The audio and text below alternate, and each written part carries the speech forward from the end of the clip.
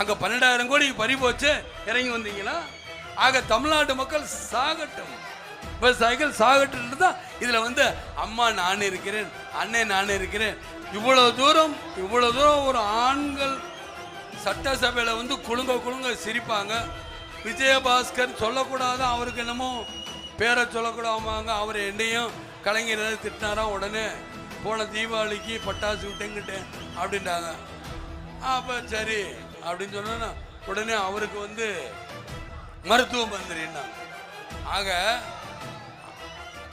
அதாவது சொல்லுவாங்களா, பொதுவாக ஒரு பழமொழி இருக்கு, அன்னையாக இருப்போம் அடிக்கடி குழந்தை பிறந்தால் அவங்களுடைய உடம்புக்கு கேடு, 5-6 தடவை மந்திரிகளும் அதிகாரிகளும் மற்ற அதிகாரத்துக்கு கேடு, மக்களுக்கு கேடியா, மக்களுக்கு கேடு. ஏன் இதை சொல்லுகிறேன் என்றால்னா, என்னடா இப்படி விஜயகாந்த் பேசுறேன்னு நினைக்காதீங்க.